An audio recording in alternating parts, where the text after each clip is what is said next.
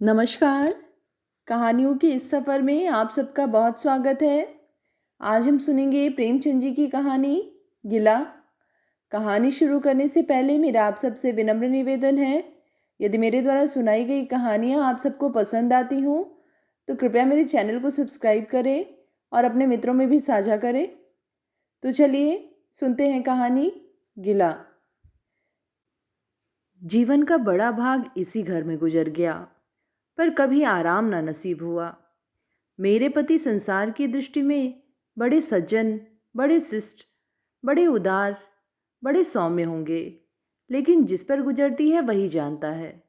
संसार को उन लोगों की प्रशंसा करने में आनंद आता है जो अपने घर को भाड़ में झोंक रहे हों, गैरों के पीछे अपना सर्वनाश किए डालते हों। जो प्राणी घर वालों के लिए मरता है उसकी प्रशंसा संसार वाले नहीं करते। वह तो उनकी दृष्टि में स्वार्थी है, कृपण है, संकीर्ण हृदय है, आचार भ्रष्ट है। इसी तरह जो लोग बाहर वालों के लिए मरते हैं उनकी प्रशंसा घर वाले क्यों करने लगे। अब इन्हीं को देखो, सारे दिन मुझे जलाया करते हैं।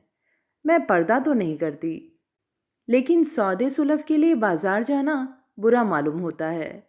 और इनका यह हाल है कि चीज़ मंगवाओ तो ऐसी दुकान से लाएंगे जहाँ कोई ग्राहक भूल कर भी न जाता हो। ऐसी दुकान पर न तो चीज़ अच्छी मिलती है, न तौल ठीक होती है, न दाम ही उचित होते हैं। यह दोष न होते तो वह दुकान बदनाम ही क्यों होती। पर इन्हें ऐसी ही गई बीती दुकानों की चीज़ें लाने का मर्ज है। बार बार कह दिया साहब कि चलती हुई दुकान से सौदे लाया करो, वहाँ माल अधिक खपता है, इसीलिए ताज़ा माल आता रहता है।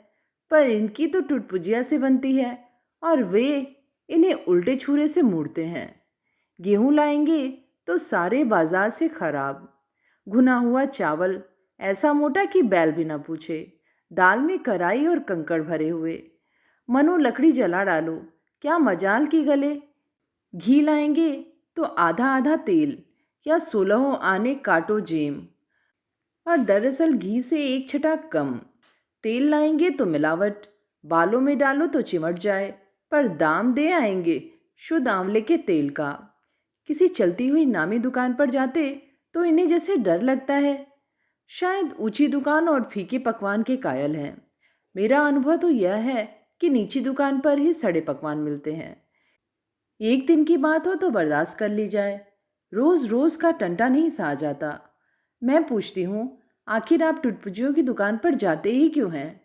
क्या उनके पालन पोषण का ठेका तुम्ही ने लिया है?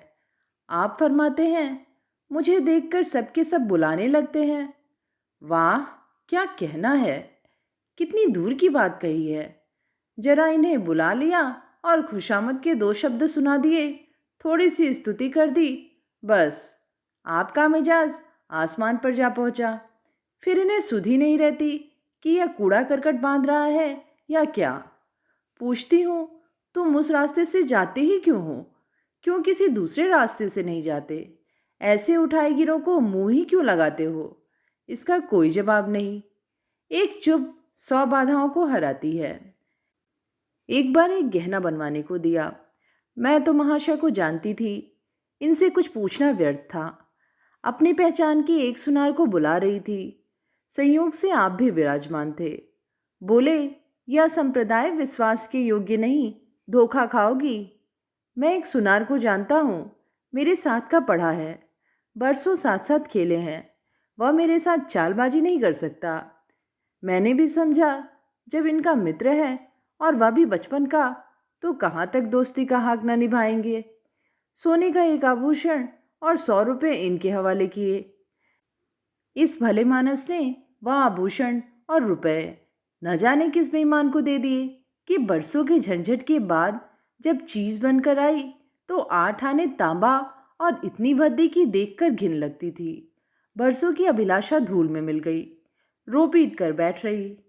ऐसे ऐसे वफादार तो इनके मित्र हैं, जिन्हें मित्र की गर्दन पर चूड़ी फेरने पर भी संकोच नहीं। इनकी दोस्ती भी उन्हीं लोगों से है जो जमाने भर के जट्टू, गिरहकट, लंगोटी में फाग खेलने वाले फाके मस्त हैं, जिनका उद्यम ही इन जैसे आंख के अंधों से दोस्ती गांठना है। नित्य ही एक न एक महाशय उधार मांगने के लिए सिर पर सवार रहते हैं और बिना लिए गला नहीं छोड़ते। मगर ऐसा कभी न हुआ कि किसी ने रुपए चुकाए हों। आदमी एक बार खोकर सीखता है, दो बार खोकर सीखता है, किंतु यह भले मानस 1000 बार खोकर भी नहीं सीखते। जब कहती हूँ रुपए तो दे आए, अब मांग क्यों नहीं लाते? क्या मर गए तुम्हारे वह दोस्त? तो बस बगले झांक कर रह जाते हैं। आपसे मित्रों को सूखा जवाब नहीं दिया जाता। खैर, सूखा जवाब न दो, मैं भी नहीं कहती कि दोस्तों से बेमुरवती करो, मगर चिकनी चुपड़ी बातें तो बना सकते हो, बहाने तो कर सकते हो। किसी मित्र ने रुपए मांगे और आपके सिर पर बोझ पड़ा। बेचारे कैसे इनकार करें?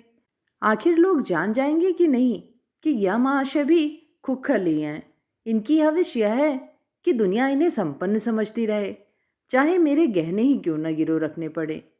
सच कहती हूँ, कभी कभी तो एक एक पैसे की तंगी हो जाती है और इन भले आदमी को रुपए जैसे घर में काटते हैं। जब तक रुपए के वारे न्यारे न कर ले, इन्हें चैन नहीं। इनके करतूत कहाँ तक गाऊं? मेरी तो नाक में दम आ गया। एक न एक मेहमान रोज यमराज की भांति सिर पर सवार रहते हैं। न जाने कहाँ के बेफिक्रे इनके मित्र हैं। कोई कहीं से आकर मरता है, कोई कहीं से। घर क्या है, अपाहिजों का अड्डा है। जरा सा तो घर, मुश्किल से 2 पलंग, ओढ़ना बिछौना भी फालतू नहीं। मगर आप हैं कि मित्रों को निमंत्रण देने को तैयार। आप तो अतिथि के साथ लेटेंगे, इसीलिए इन्हें चारपाई भी चाहिए, ओढ़ना बिछौना भी चाहिए, नहीं तो घर का पर्दा खुल जाए। जाता है मेरे बच्चों के सिर। गर्मियों में तो खैर कोई मुजायका नहीं, लेकिन जाड़ों में तो ईश्वर ही याद आते हैं। गर्मियों में भी खुली छत पर तो मेहमानों का अधिकार हो जाता है। अब मैं बच्चों को लिए पिंजड़े में पड़ी फड़फड़ाया करूं? इन्हें इतनी समझ में नहीं कि जब घर की यह दशा है तो क्यों ऐसे मेहमान बनाएं जिनके पास कपड़े लत्ते तक नहीं। ईश्वर की दया से इनके सभी मित्र इसी श्रेणी के हैं। एक भी ऐसा माई का लाल नहीं जो समय पड़ने पर ढेले से भी इनकी मदद कर सके। 2 एक बार महाशय को इसका अनुभव अत्यंत कटु अनुभव हो चुका है, मगर इस जड़ भरत ने जैसे आंखें न खोलने की कसम खा ली है। ऐसे ही दरिद्र भट्टाचार्यों से इनकी पटती है। शहर में इतने लक्ष्मी के पुत्र हैं, पर आपका किसी से परिचय नहीं। उनके पास जाते इनकी आत्मा दुखती है। दोस्ती गांठेंगे ऐसों से जिनके घर में खाने का ठिकाना नहीं। एक बार हमारा कहार छोड़कर चला गया और कई दिन कोई दूसरा कहार न मिला। किसी चतुर और कुशल कहार की तलाश में थी, किंतु आपको जल्द से जल्द कोई आदमी रख लेने की धुन सवार हो गई। घर के सारे काम पूर्ववत चल रहे थे, पर आपको मालूम हो रहा था कि गाड़ी रुकी हुई है। मेरा जूठे बर्तन मांजना और अपना साग भाजी के लिए बाजार जाना इनके लिए असह्य हो उठा। एक दिन जाने कहाँ से एक बांगड़ू को पकड़ लाए। उसकी सूरत कहे देती हूँ, कोई जांगलू है, मगर आपने उसका ऐसा बखान किया कि क्या कहूँ। बड़ा होशियार है, बड़ा आज्ञाकारी है, परले सिरे का मेहनती, गजब का सलीकेदार और बहुत ही ईमानदार। खैर, मैंने उसे रख लिया। मैं बार बार क्यों इनकी बातों में आ जाती हूँ, इसका मुझे स्वयं आश्चर्य है। यह आदमी केवल रूप से आदमी है, आदमियत के और कोई लक्षण उसमें न थे। किसी काम की तमीज नहीं।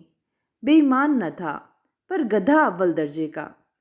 बेईमान होता तो कम से कम इतनी तस्कीन तो होती कि खुद खा जाता, अभागा दुकानदारों के हाथों लुट जाता था। 10 तक की गिनती उसे ना आती थी। 1 रुपया देकर बाजार भेजूं तो संध्या तक हिसाब न समझा सके। क्रोध पीकर रह जाती थी। रक्त खौलने लगता था कि दुष्ट के कान उखाड़ लूं, मगर इन महाशय को उसे कभी कुछ कहते नहीं देखा।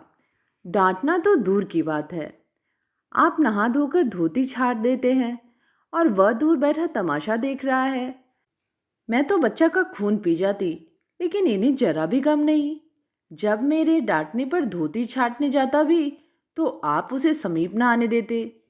बस उसके दोषों को गुण बनाकर दिखाया करते थे और इस प्रयास में सफल न होते तो दोषों पर पर्दा डाल देते थे। मूर्ख को झाड़ू लगाने की तमीज न थी, मर्दाना कमरा ही तो सारे घर में ढंग का एक कमरा है। उसमें झाड़ू लगाता तो इधर की चीज उधर, ऊपर की नीचे, मानो कमरे में भूकंप आ गया हो। और गर्द का यह हाल कि सांस लेना कठिन। पर आप शांतिपूर्वक कमरे में बैठे हैं, जैसे कोई बात ही नहीं। एक दिन मैंने उसे खूब डांटा, कल से ठीक ठीक झाड़ू न लगाई तो कान पकड़कर निकाल दूंगी। सवेरे सोकर उठी तो देखती हूँ कमरे में झाड़ू लगी हुई है और हर एक चीज करीने से रखी हुई है। गर्द गुबार का नाम नहीं। मैं चकित होकर देखने लगी तो आप हंसकर बोले, देखती क्या हो, आज घूरे ने बड़े सवेरे उठकर झाड़ू लगाई है। मैंने समझा दिया, तुम ढंग तो बताती नहीं, उल्टे डांटने लगती हो। मैंने समझा, खैर दुष्ट ने कम से कम एक काम तो सलीके से किया। अब रोज कमरा साफ सुथरा मिलता। घूरे मेरे दृष्टि में विश्वासी बनने लगा। संयोग की बात कि एक दिन मैं जरा मामूल से सवेरे उठ बैठी और कमरे में आई तो क्या देखती हूँ कि घूरे द्वार पर खड़ा है और आप तन मन से कमरे में झाड़ू लगा रहे हैं। मेरी आंखों में खून उतर आया। उनके हाथ से झाड़ू छीनकर घूरे के सिर जमा दी। हरामखोर को उसी दम निकाल बाहर किया। आप फरमाने लगे, उसका महीना तो चुका दो।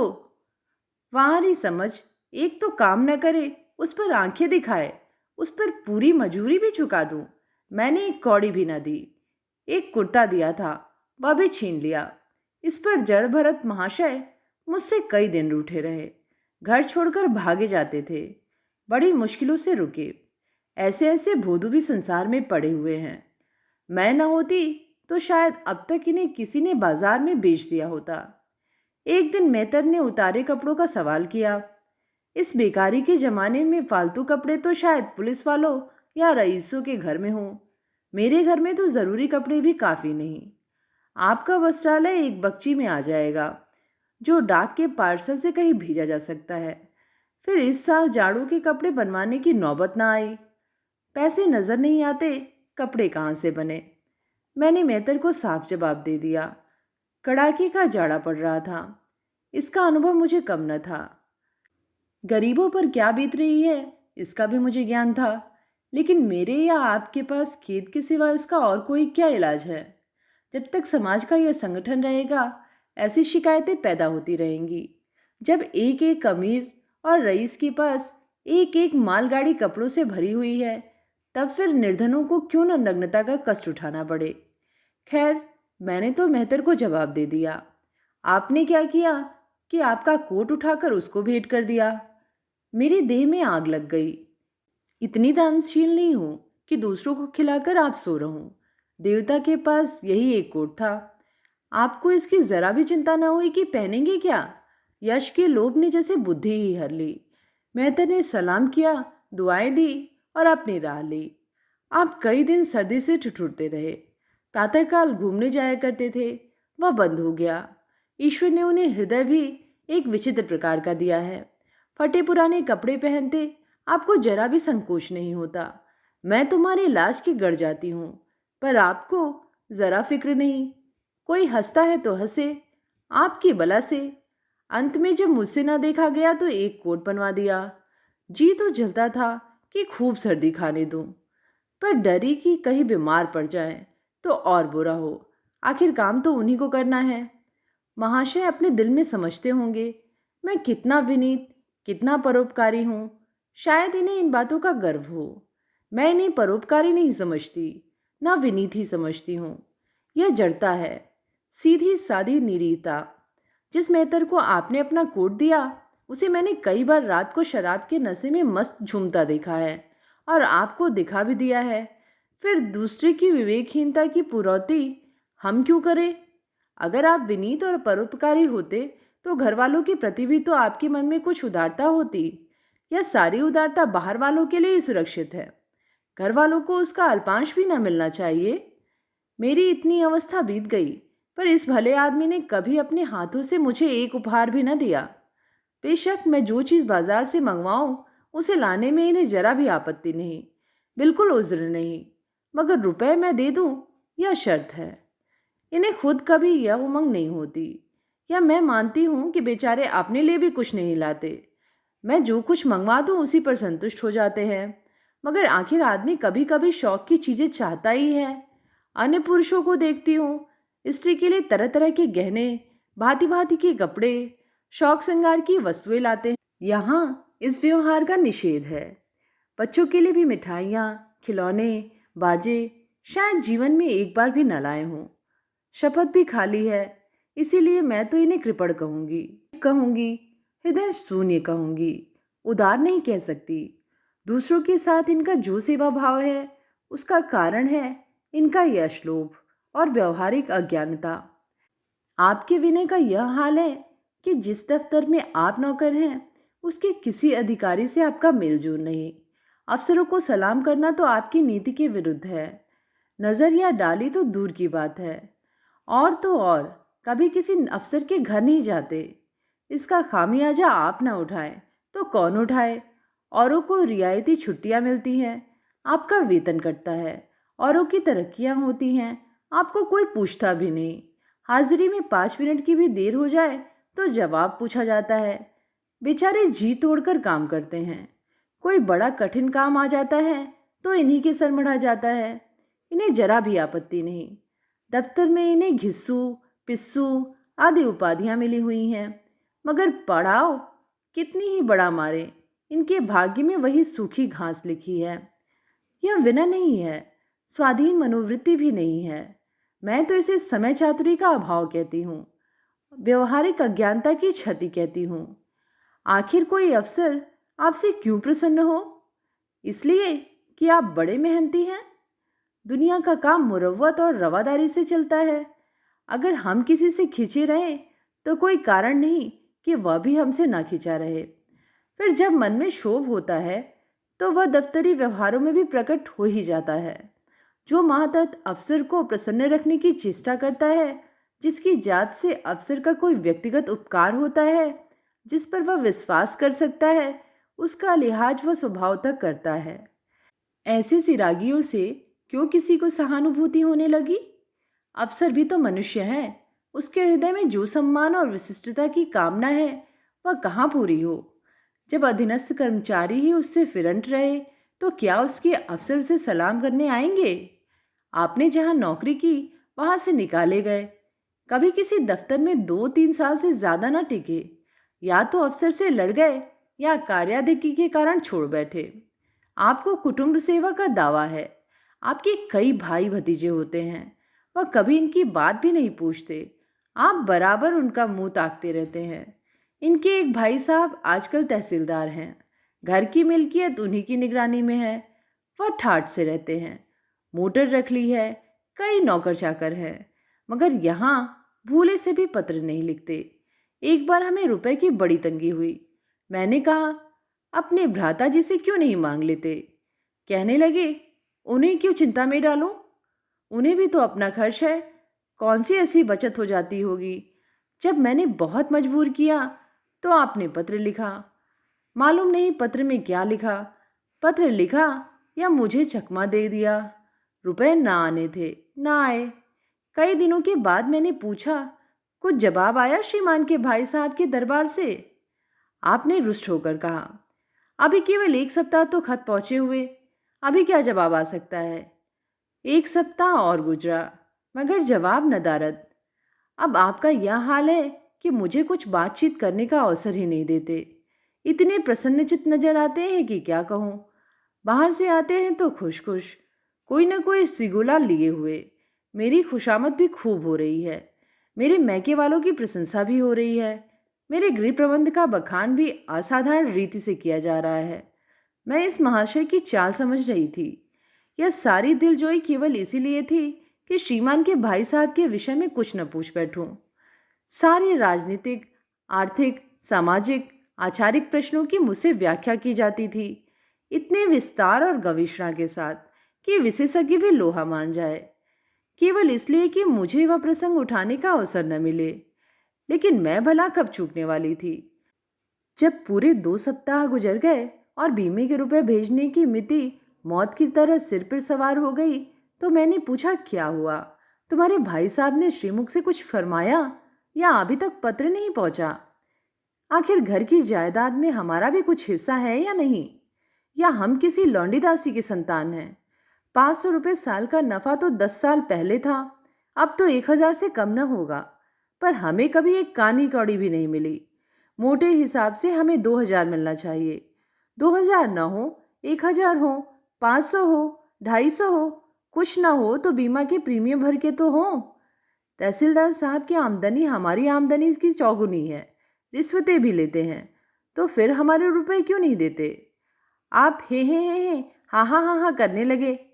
कहने लगे, वह बेचारे घर की मरम्मत करवाते हैं, बंधु बांधवों का स्वागत सत्कार करते हैं, नातेदारियों में भेंट भाट भेजते हैं, और कहाँ से लावे जो हमारे पास भेजे। वाह रे बुद्धि! मानो जायदाद इसीलिए होती है कि उसकी कमाई उसी में खर्च हो जाए। इस भले आदमी को बहाने करने भी नहीं आते। मुझसे पूछते, मैं एक नहीं 1,000 बता देती। एक से एक बढ़कर कह देते घर में आग लग गई, सब कुछ स्वाहा हो गया, या चोरी हो गई, तिनका तक न बचा, या 10,000 का अनाज भरा था उसमें घाटा रहा, या किसी से फौजदारी हो गई, उसमें दिवाला पिट गया। आपको सूझी भी तो लचर सी बात। तकदीर ठोक कर बैठ रही। पड़ोस की एक महिला से रुपए कर्ज लिए, तब जाकर काम चला। फिर भी आप भाई भतीजों की तारीफ की पुल बांधते हैं, तो मेरे शरीर में आग लग जाती है। ऐसे कौरवों से ईश्वर बचाएं। ईश्वर की दया से आपके 2 बच्चे हैं, 2 बच्चियां भी हैं। ईश्वर की दया कहूँ या कोप कहूँ, सब के सब उद्यमी हो गए हैं कि खुदा की पनाह। मगर क्या मजाल है कि यह भोंदू किसी को कड़ी आंखों से देखे। रात के 8 बज गए हैं, युवराज अभी घूम कर नहीं आए। मैं घबरा रही हूँ। आप निश्चिंत बैठे अखबार पढ़ रहे हैं। झल्लाई हुई जाती हूँ और अखबार छीनकर कहती हूँ, जाकर जरा देखते क्यों नहीं, लौंडा कहाँ रह गया? ना जाने ही तुम्हारा हृदय कितना कठोर है। ईश्वर ने तुम्हें संतान ही क्यों दी? पिता का पुत्र के साथ कुछ तो धर्म है। तब आप भी गर्म हो जाते हैं। अभी तक नहीं आया, बड़ा शैतान है। आज बचा आते हैं तो कान उखाड़ देता हूँ। मारे हंटरों के खाल उधेड़ कर रख दूंगा। यूं बिगड़कर तैस के साथ आप उसे खोजने निकलते हैं। संयोग की बात कि आप उधर जाते हैं, इधर लड़का आ जाता है। मैं पूछती हूँ, तू किधर से आ गया? तुझे वह ढूंढने गए हुए हैं। देखना आज कैसी मरम्मत होती है। यह आदत ही छूट जाएगी। दांत पीस रहे थे, आते ही होंगे, छड़ी भी उनके हाथ में है। तुम इतने मन के हो गए कि बात नहीं सुनते। आज आटे दाल का भाव मालूम होगा। लड़का सहम जाता है और लैंप जलाकर पढ़ने बैठ जाता है। महाशय जी 2-2.5 घंटे के बाद लौटते हैं, हैरान, परेशान और बदहवास। घर में पांव रखते ही पूछते हैं, आया कि नहीं? मैं उनका क्रोध उत्तेजित करने के विचार से कहती हूँ, आकर बैठा तो है, जाकर पूछते क्यों नहीं?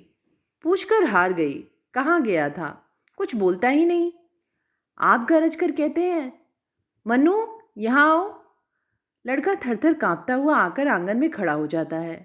दोनों बच्चियां घर में छिप जाती हैं कि कोई बड़ा भयंकर कांड होने वाला है। छोटा बच्चा खिड़की से चूहे की तरह झांक रहा है। आप क्रोध से बौखलाए हुए हैं, हाथ में छड़ी है ही।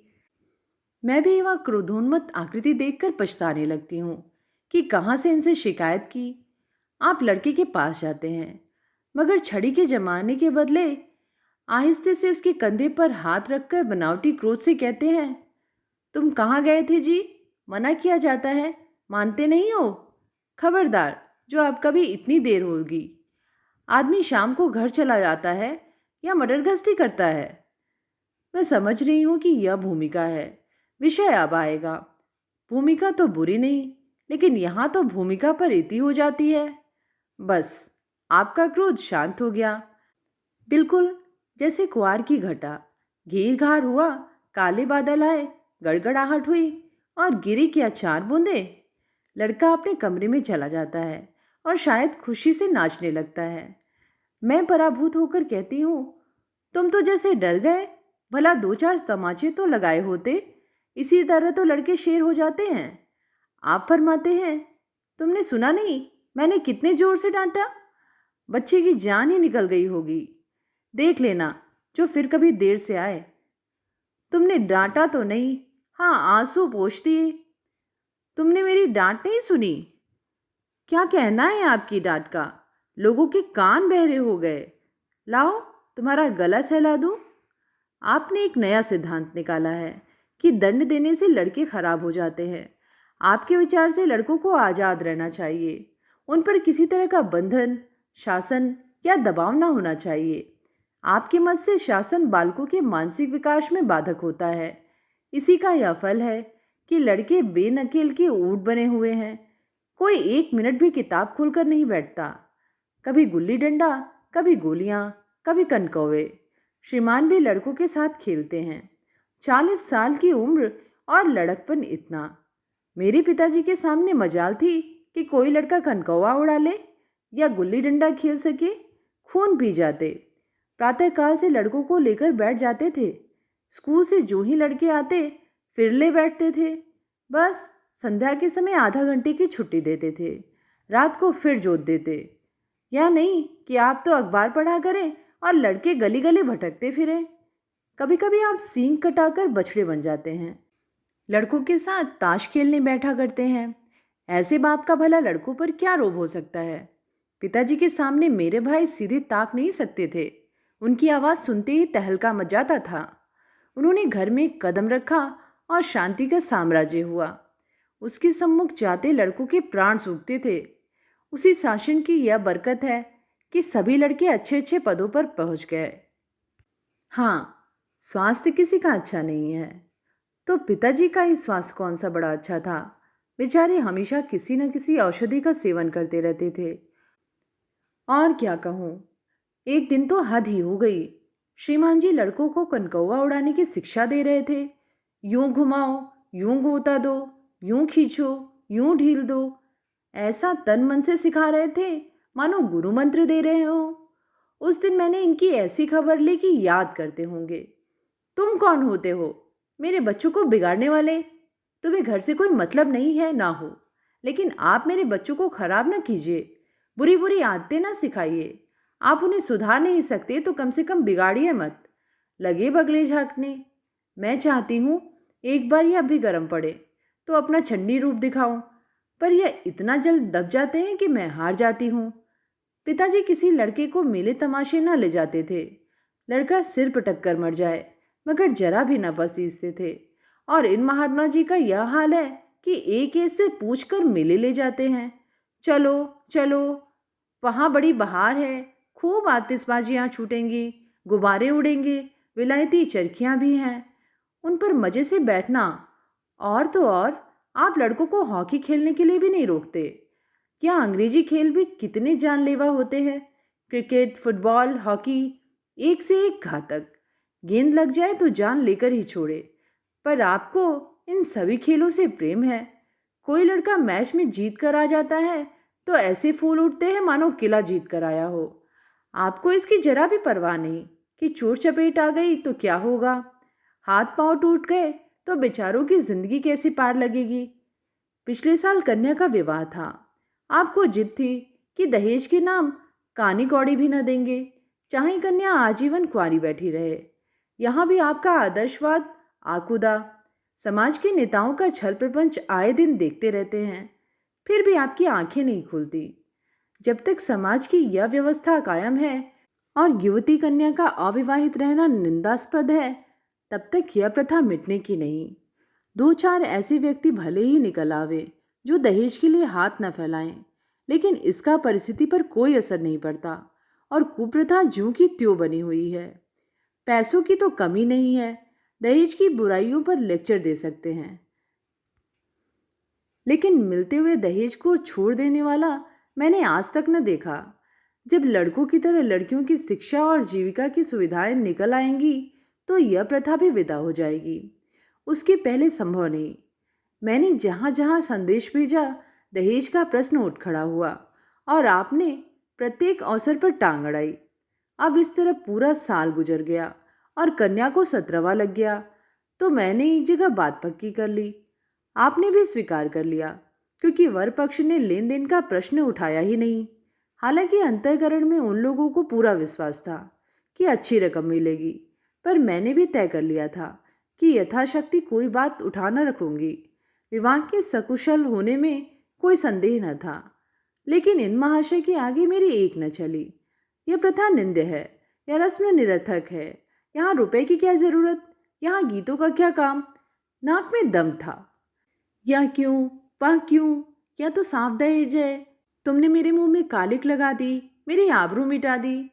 जरा सोचिए इस परिस्थिति को कि बारात द्वार पर पड़ी हुई है और यहाँ बात बात पर शास्त्रार्थ हो रहा है। विवाह का मुहूर्त आधी रात के बाद का था। प्रथानुसार मैंने व्रत रखा, किंतु आपकी टेक थी कि व्रत की कोई ज़रूरत नहीं। जब लड़के के माता पिता व्रत नहीं रखते, तब लड़का तक व्रत नहीं रखता, तो कन्या पक्ष वाले ही व्रत क्यों रखे।